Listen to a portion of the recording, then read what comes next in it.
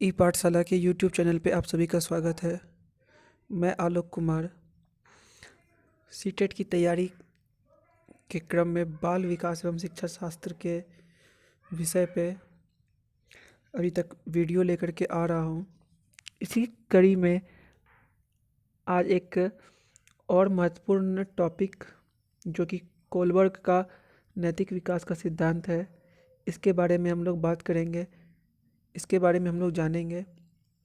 ये भी एक ऐसा सिद्धांत है, एक ऐसा थ्योरी है कोलबर्ग का, जिससे कि हर एक एग्ज़ाम में 2 क्वेश्चन, मिनिमम 1 क्वेश्चन तो रहना बनता ही है। लेकिन इसका रोल बहुत ही ज़्यादा इम्पोर्टेंट है। डायरेक्ट क्वेश्चन एक होता है, लेकिन इनडायरेक्ट क्वेश्चन भी इससे बनते रहते हैं। तो चलिए हम लोग स्टार्ट करते हैं कोलबर्ग का नैतिक विकास का सिद्धांत।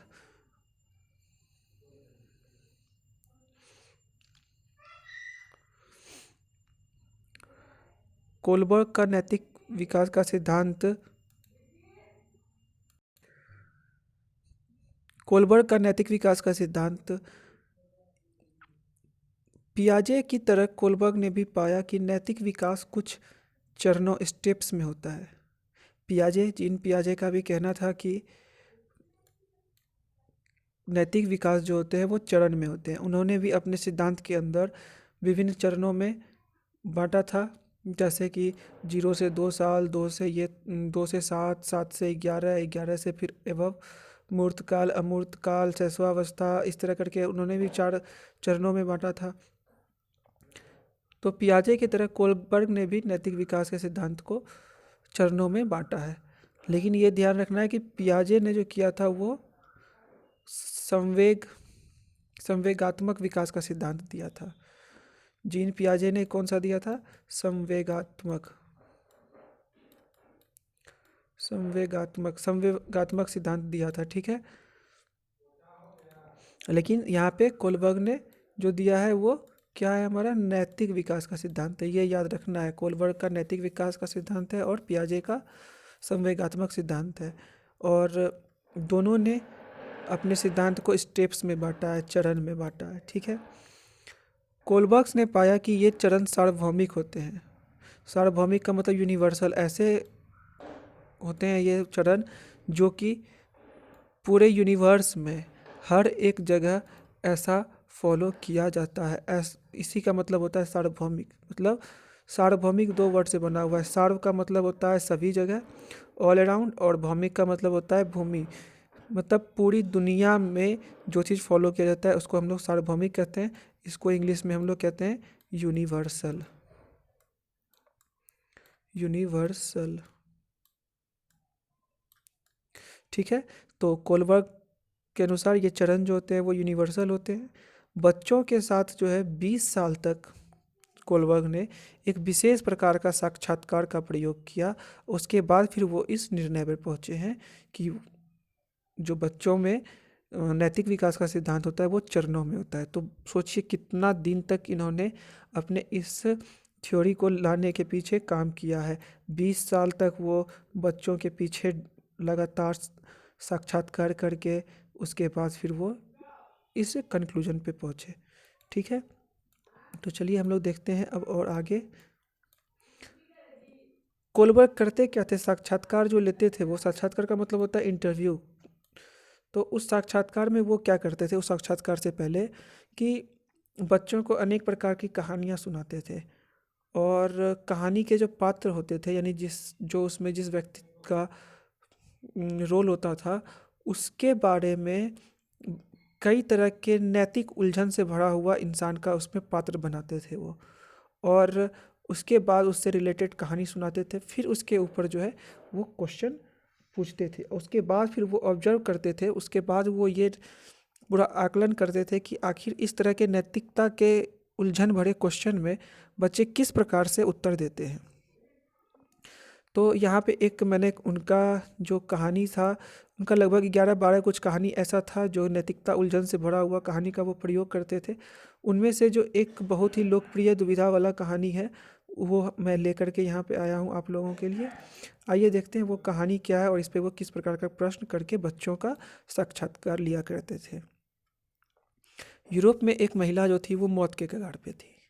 जब डॉक्टर के पास उसको ले जाया गया तो डॉक्टर ने कहा कि एक दवाई है जिससे शायद उसकी जान बच जाए। वो जो दवाई था एक तरह का रेडियम था, जिसका खोज उसी शहर के एक फार्मिस्ट ने उसी समय की थी। तो दवाई उसका खोज उसने किया था उस समय, वो दवाई बहुत ज़्यादा महंगा था और उसमें उसने बहुत ज़्यादा इन्वेस्ट किया था, तो दवाई का दाम बहुत ज़्यादा था। दवाई वाला दवाई बनाने में जितना खर्च किया उससे 10 गुना ज़्यादा पैसे का डिमांड कर रहा था। और उस औरत का इलाज कराने के लिए उसके पति का जो नाम था वो हाइनज था, और कहीं कहीं पे इसी हाइनज को जो है हेनीज भी लिखा हुआ मिलता है। ये बहुत फेमस कहानी है, तो प्रोनाउंसिएशन का अलग अलग नाम होता है, हेनीज भी कहीं कहीं आपको देखने को मिलेगा। जो उस औरत का पति था हैनीज, वो सबके पास गया। अक्सर कोई बीमार होता है, अगर पैसे की तंगी होती है तो लोग जाते हैं, सबसे मांगते हैं, दोस्त रिश्तेदार जिनके यहाँ काम करते हैं सबसे मांगते हैं लोग। तो ये भी बेचारा सबके पास गया, सबके पास पैसा मांगा, फिर भी उसको सारे जगह से पैसा कलेक्ट करने के बाद इतना पैसा ही उसके पास हो पाया कि जो पैसा उसको देना था डॉक्टर को, उसका आधा पैसा के लगभग ही उसके पास, यानी पैसा वो पूरा नहीं कर पाया। ठीक है। उसने दवाई वाले से फिर जा कर के कहा कि उसकी पत्नी मरने वाली है, इसलिए प्लीज़ हमको दवाई सस्ते में दे दें। डॉक्टर नहीं माना। फिर वो कहता है उसको कि दवाई वाला को कहता है कि आप हमको दवाई दे दीजिए, जो पैसा है मेरे पास ले लीजिए, बाकी के पैसे मैं बाद में चुका दूंगा। डॉक्टर फिर भी नहीं माना।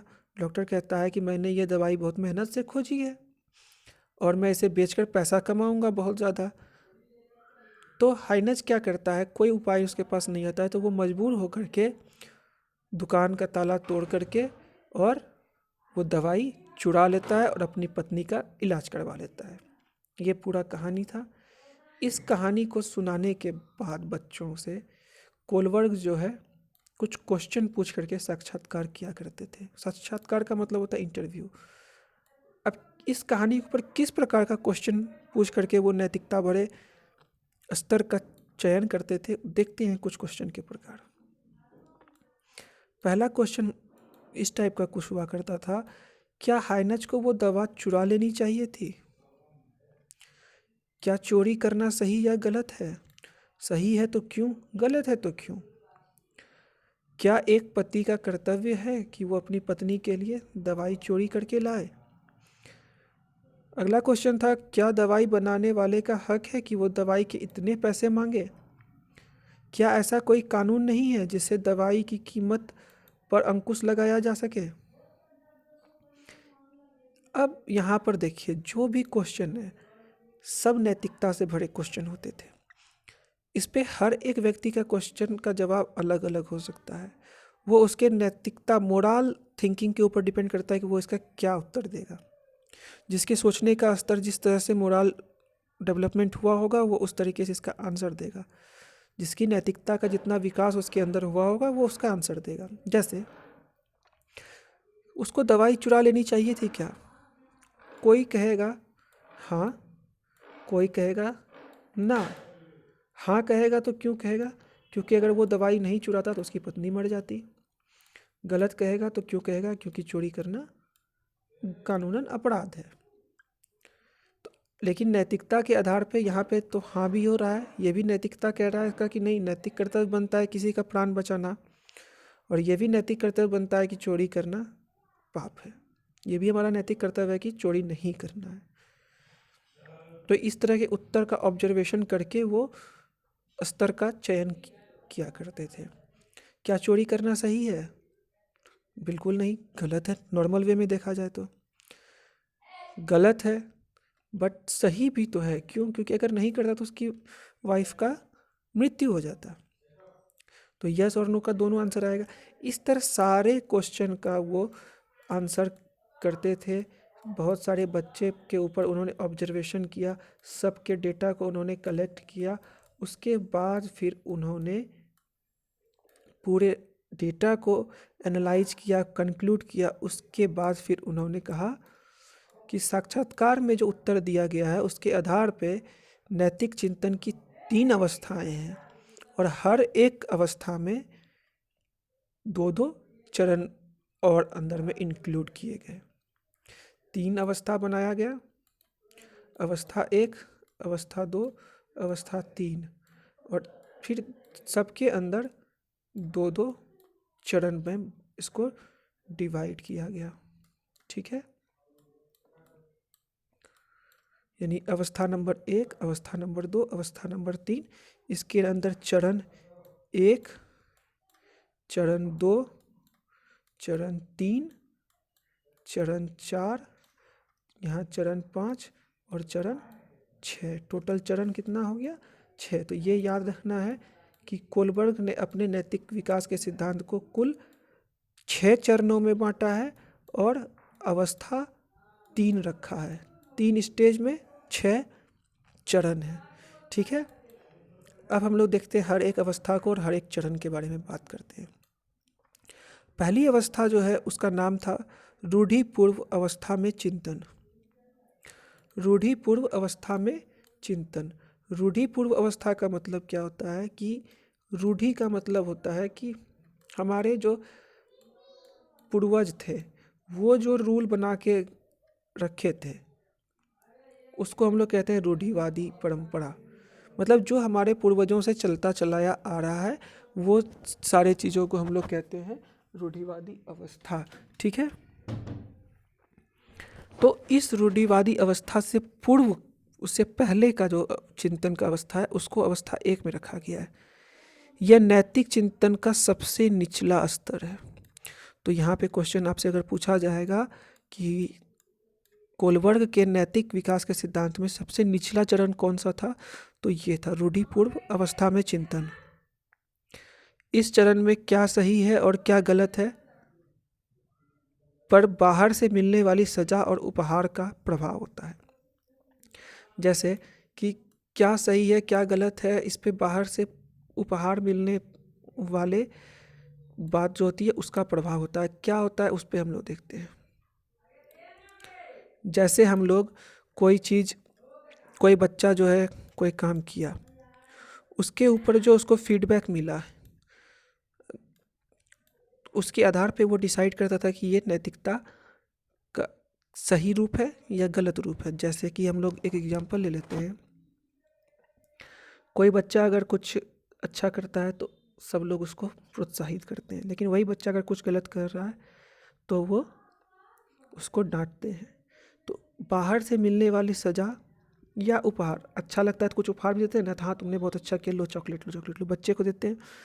तो इस तरह का जो प्रभाव होता है ये रूढ़िवादी अवस्था में होता है। बाहर से जो मिलता है उसको रिस्पॉन्स उस पर डिपेंड करता है उसका सही है कि गलत है, और ये सबसे निचला स्तर है। ठीक है, इसमें इस तरह की बातें होती है। अब हम लोग देखते हैं रूढ़िवादी अवस्था, रूढ़िपूर्व अवस्था में पहला चरण क्या कहता है। 2 चरण है हमारे यहाँ पे, अवस्था 1 का 2 चरण। पहला चरण कहता है बाहरी सत्ता पर आधारित और दूसरा कहता है व्यक्ति केंद्रित। देखते हैं बाहरी सत्ता पर आधारित में क्या बातें कही गई है। नैतिकता इस रूढ़िपूर्व अवस्था का पहला चरण है। ठीक है, यहाँ नैतिक सोच सजा से बंधी होती है। जैसे बच्चे यह जानते हैं कि उन्हें बड़ों की बातें माननी चाहिए, नहीं तो उन्हें दंडित करेंगे। ठीक है, दंडित करने वाला बात हो रहा है यहाँ पे कि बड़े का बात मानना चाहिए नहीं तो वो दंडित करेंगे। तो ये क्या हो रहा है, सजा से बंधी हुई है। जिस चीज़ में उसको दंड मिलेगा वो चीज़ नैतिकता के रूप में अच्छा नहीं है। इससे बच्चों को ये समझ में आएगी। ठीक है, और दूसरा चरण क्या कहता है कि व्यक्ति पे केंद्रित होता है। ये उसके द्वारा ऐसा सोचना, मतलब व्यक्ति केंद्रित में क्या होता है, उसके द्वारा सोचने के तरीके पे केंद्रित होता है। एक दूसरे का हित साधने पर आधारित नैतिक चिंतन ही व्यक्ति केंद्रित होता है। इसमें क्या बात करते हैं, ये दूसरा चरण है, क्लियर है। यहाँ बच्चा सोचता है कि अपने हितों के अनुसार करने में कुछ गलत नहीं है, अगर अपने हित के अनुसार, जिसमें मेरा हित हो, उसके अनुसार अगर हम कार्य करते हैं तो कुछ गलत नहीं है। पर हमें इस बात का भी ध्यान रखना है कि अपने हित के साथ जो हम काम कर रहे हैं अगर वो गलत नहीं है तो हमें दूसरों को भी उनके हित के अनुरूप काम करने का मौका देना चाहिए। क्लियर? तो इससे क्या क्लियर होता है, इस स्तर का में नैतिक सोच क्या हुआ, यही ना कि इसमें जो है बराबरी का लेन देन हो रहा है। अगर हम अपने हित के अनुसार कार्य करने को गलत नहीं समझ रहे हैं तो दूसरे को भी हित से कार्य करने का मौका दे रहे हैं। तो यहाँ पे क्या हो रहा है, बराबरी का लेन देन हो रहा है। अगर हम दूसरे से कोई इच्छा रखते हैं और उसकी वो इच्छा पूरी कर देते हैं तो हमारा ये फर्ज बनता है कि हम भी उसकी इच्छा को पूरी करें। या हमारी इच्छा के अनुसार कोई हमारी इच्छा की पूर्ति कर देता है तो हमारा भी कर्तव्य बनता है, नैतिक कर्तव्य बनता है कि हम भी उसकी इच्छा की पूर्ति कर दें। तो ये व्यक्ति पे केंद्रित होता है। ठीक है, अब हम लोग चलते हैं दूसरी अवस्था के बारे में, रूढ़िगत अवस्था। और एक चीज़ आपको बता देता हूँ कि ये वाला अवस्था जो है 7-8 साल के लगभग से लेकर के 10 साल के पहले तक, मतलब ये समझिए कि 6 से लेकर 9 साल के आसपास के बच्चों में, क्योंकि 6 साल से छोटे के बच्चों को तो उतनी समझ नहीं होती है, 5 साल के बच्चों को सब में उतनी समझ नहीं होती है, तो इसलिए ये प्रारंभिक स्तर हुआ। यानी जब समझ आती है उससे लेकर के 9 साल तक के, यानी 6, 7, 8, 9 मान सकते हैं, 6 साल, 7 साल, 8 साल। रूढ़िगत चिंतन जो होता है ये 10 से 13 वर्ष की अवस्था में होता है। यह कोलवर्ग के नैतिक विकास की दूसरी अवस्था है। इस अवस्था में लोग एक पूर्व सोच की चीज़ों से देखते हैं। रूढ़िगत से उसमें देखिए, पहला अवस्था था रूढ़िगत से पहले के, रूढ़िगत से पूर्व, यह है रूढ़िगत। और तीसरा वाला चरण कहता है रूढ़िगत से ऊपर उठकर। क्लियर? तो इस तरह की सोच में देखा गया है कि बच्चों का व्यवहार जो होता है ना, उसके माँ बाप या किसी बड़े द्वारा जो नियम बनाए गए हैं उस पे आधारित होता है। यानी जो उसके पेरेंट्स, जो उसके गार्जियंस उसके लिए सेट ऑफ रूल रेगुलेशन बना चुके हैं, उसी के आधार पे उसका बिहेवियर भी होता है, व्यवहार भी होता है। ठीक है, देखते हैं तीसरा चरण क्या कहता है। अच्छे आपसी व्यवहार व संबंधों पर आधारित नैतिक चिंतन, यह तीसरी चरण है। सॉरी, ये अवस्था लिखा गया, ये तीसरा चरण है। इस स्थिति में लोग विश्वास, दूसरों का ख्याल रखना, दूसरों के निष्पक्ष व्यवहार को अपने नैतिक व्यवहार के आधार पर मानते हैं। देखिए, पेरेंट्स अपना जो वो उसके लिए रूल रूढ़िगत वाले बनाते हैं, क्या करते हैं, विश्वास करना है एक दूसरे पे, दूसरों का ख्याल रखना, दूसरों से निष्पक्ष व्यवहार करना, इस सब टाइप के चीज़ को रखते हैं नैतिक व्यवहार में। तो इस स्थिति में लोग क्या क्या है, विश्वास, दूसरों का ख्याल रखना और दूसरे से निष्पक्ष व्यवहार को आधार मानते हैं। ठीक है, बच्चे और युवा अपने माता पिता द्वारा निर्धारित किए गए नैतिक व्यवहार के मापदंडों को अपनाते हैं, जो उनके माता पिता की नज़र में एक अच्छा लड़का या लड़की बनाते हैं। ठीक है, मतलब है कि जो आपके पेरेंट्स, जो आपके गार्जियन रूल रेगुलेशन आपके लिए बनाए, अगर आप उसको फॉलो करते हैं तो आप अच्छा बेटा, अच्छी बेटी कहलाएंगे। तो इस चरण के जो मापदंड बने हुए हैं उसको अपनाने के बाद आप अपने पेरेंट्स की नज़र में अच्छा लड़का या अच्छी लड़की बनते हैं। ओके, चौथा चरण देखते हैं, सामाजिक व्यवस्था बनाए रखने पर आधारित नैतिक चिंतन। यह कोलबर्ग के सिद्धांत की चौथी चरण है, अवस्था लिखा गया है, चरण है। इस स्थिति में लोगों के नैतिक विकास की अवस्था सामाजिक आदेश, कानून, न्याय, कर्तव्य पर आधारित होती है। किशोर सोचते हैं कि समाज अच्छे से चले, इसके लिए कानून के द्वारा बनाए गए दायरे के अंदर ही रहना चाहिए। ठीक है, चौथे चरण में क्या है कि नैतिक विकास किस आधार पर होता है, सामाजिक आदेश, कानून, न्याय, कर्तव्य पर आधारित। मतलब कि जो सामाजिक आदेश है उसको फॉलो करना चाहिए, कानून जो बनाया गया है हमारे देश का उसको मानना चाहिए, न्यायपूर्वक कार्य करना चाहिए और अपना कर्तव्य जो है उसको पूरा करना चाहिए। ठीक है, इस तरह की बातें जो होगी हमारी वो चौथे चरण की है, जिसमें सामाजिक व्यवस्था को बनाए रखने पर आधारित होती है। ठीक है, इसमें बच्चा क्या सोचता है, अगर समाज अच्छे से चले, अगर अच्छे से समाज को चलाना है तो इसके लिए जो उसका कानून व्यवस्था बनाया हुआ है उसके दायरे में रखकर ही काम करना चाहिए। अब हम लोग बात करते हैं तीसरी अवस्था के बारे में, रूढ़ि से ऊपर उठकर नैतिक चिंतन। ठीक है, पहला था क्या हम लोग का, रूढ़ि से नीचे रह करके पूर्व रूढ़ि पे चल के, और तीसरा है रूढ़ि से थोड़ा सा ऊपर उठकर सोचने लगा। अब यानी बच्चे में डेवलपमेंट हुआ है, बड़ा हो गया है उम्र, और ये समझिए लगभग 15-16 साल के बच्चे, 14-15-16 साल के बाद की अवस्था होती है। यह कोलबर्ग के नैतिक विकास के सिद्धांत की तीसरी अवस्था। इस स्थिति में वैकल्पिक रास्ते खोजने लगते हैं बच्चे। मतलब अगर इस तरीके से काम नहीं हो रहा है तो कोई दूसरा उसका अल्टरनेटिव वे ढूंढ लेते हैं। ठीक है, देखते हैं अब हम लोग चरण 5, पाँचवीं चरण में क्या बात करते हैं। इसमें क्या होता है, सामाजिक अनुबंध, उपयोगिता और व्यक्तिगत अधिकार पे आधारित होता है। सामाजिक अनुबंध, उपयोगिता और व्यक्तिगत अधिकार पे आधारित नैतिक चिंतन। ठीक है, ये पांचवा चरण है। यह अवस्था जो होता है, यह व्यक्ति सोचने लगता है कि कुछ मूल्य, कुछ सिद्धांत और अधिकार कानून से ऊपर हो सकते हैं। व्यक्ति वास्तविक सामाजिक अवस्थाओं का मूल्यांकन इस दृष्टि से करने लगता है कि वे किस हद तक मूल अधिकारों व मूल्यों का संरक्षण करते हैं। कभी कभी ऐसा होता है कि कुछ चीज़ें होती है जो सामाजिक मूल्य, सामाजिक सिद्धांत, अधिकार कानून से भी ऊपर उठ के होता है। जैसे कानून कहता है कि ये काम ना करो, ये काम ना करो, रूल रेगुलेशन में ये करना चाहिए, ये नहीं करना चाहिए। सामाजिक अनुबंध ये कहता है कि ये नहीं करना चाहिए, वो करना चाहिए। लेकिन कोई ऐसा सिचुएशन अगर आपके अंदर, आपके सामने आ गया कि जिसको करना एकदम मजबूरी हो जाता है, जैसे हम लोग अभी ये कहानी पढ़े थे कि चोरी करना पाप है, सामाजिक अनुबंध बना हुआ है, वो सारा चीज़ बना हुआ है कि ये गलत है, ये सही है, फिर भी उसने चोरी किया ना, लेकिन वो गलत नहीं था ना, क्योंकि वो उससे ऊपर उठ के, रूढ़ि से ऊपर उठ करके सोचा वहाँ पे, और उसने वो चोरी किया और अपनी वाइफ का जान बचाया। ठीक है, तो इस तरह की बातें जो होगी वो पांचवें चरण में होगी। अब हम लोग कोलबर्ग का आखिरी चरण देखते हैं, छठा चरण, सार्वभौमिक नीति सम्मत सिद्धांतों पर आधारित नैतिक चिंतन। मतलब जो सार्वभौमिक नीति होगी उस पर आधारित नैतिक चिंतन। यह चरण जो है छठा चरण है, और यह सबसे ऊंचा होता है।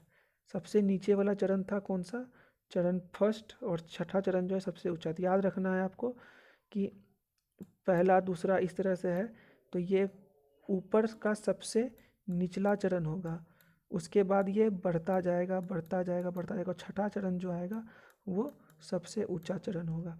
क्लियर है। इसमें सार्वभौमिक, इस अवस्था में जो होता है व्यक्ति सार्वभौमिक मानवाधिकार पर आधारित नैतिक मापदंड बनाता है। जब भी कोई व्यक्ति अंतरात्मा की आवाज़ के द्वंद्व में के बीच फंसा होता है तो वह व्यक्ति यह तर्क करता है कि अंतरात्मा की आवाज़ के साथ चलना चाहिए, चाहे वो निर्णय जोखिम से भरा ही क्यों ना हो। इसलिए उसे कुछ भी करने से पहले अपनी आवाज़ के अलावा औरों की ज़िंदगी के बारे में भी सोचना चाहिए था। मतलब इसमें क्या कह रहा है कि पहला चीज़ तो सार्वभौमिक मानवाधिकार पे आधारित होता है, यूनिवर्सल ह्यूमन राइट्स बेस्ड होना चाहिए इसका। मतलब ऐसा मानव का अधिकार जो पूरी दुनिया, पूरे ब्रह्मांड, पूरे यूनिवर्स में माना जाता है, उसको हम लोग कहेंगे सार्वभौमिक मानवाधिकार।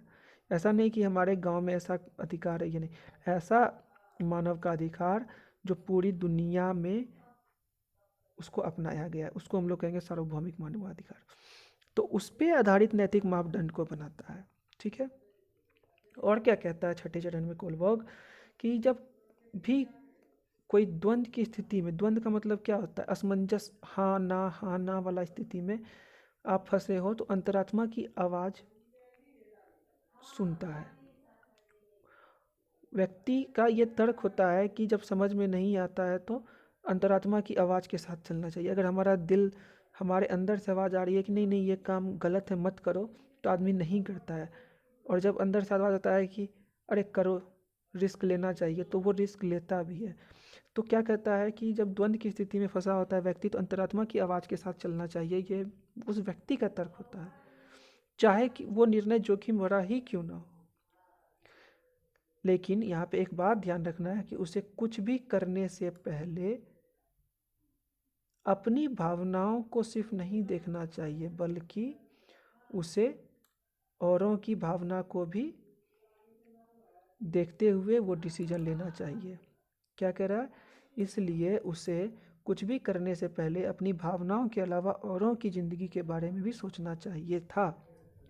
ठीक है, तो इसमें क्या है कि हम लोग देखते हैं कि हम कोई डिसीजन ले लेते हैं, उसमें हमको अपना फ़ायदा दिख रहा है, लेकिन दुनिया के लिए वो बहुत नुकसान हो रहा है और लोगों को उससे नुकसान है। तो वहाँ पे अपनी फ़ायदा के साथ साथ आपको दूसरे के ज़िंदगी के बारे में भी सोचना चाहिए था। ठीक है, तो ये था सार्वभौमिक नीति सम्मत सिद्धांत पर आधारित 6 चरण हम लोग के क्लियर हो गए। इसमें याद रखना है कि सार्वभौमिक नीति सम्मत सिद्धांत जो है ये सबसे ऊंचा चरण है, और पहला वाला चरण जो है, जो कि हम लोग का है बाहरी सत्ता पे आधारित, वो सबसे निचला स्तर है। ठीक है, तो यहाँ पे हम लोग का कोलवर्क का 6 चरण 3 अवस्था था, इसको हम लोग पूरा कर चुके हैं। कल के प्रश्न में सेट में भी हम लोग का एक क्वेश्चन था कोलवर्क के सिद्धांत आधारित है, तो नैतिक विकास के चरणों पर। तो ये सारा क्वेश्चन इससे बनता है, समझ आप में विकसित हो गई है कोलवर्क के बारे में। अब सेट में अगर कोलवर्क से रिलेटेड क्वेश्चन लेकर के आऊँगा तो आपको उसको सॉल्व करने में कठिनाई भी नहीं होगी। अगर आपको वीडियो का कंटेंट अच्छा लगा तो लाइक का बटन दबाना ना भूलें। चैनल को अब तक आपने सब्सक्राइब नहीं किया है तो चैनल को सब्सक्राइब करके बेल आइकन दबा लें, ताकि आपको मेरे कोई भी लेटेस्ट वीडियो का नोटिफिकेशन मिलता रहे। और अगर कंटेंट में या इस चीज़ में कोई सुधार की ज़रूरत है तो कमेंट सेक्शन में लिख कर बताना ना भूलें। मैं हूँ आलोक कुमार, आप सबों का बहुत बहुत धन्यवाद। मिलते हैं फिर अगली वीडियो में कुछ नए कंटेंट के साथ।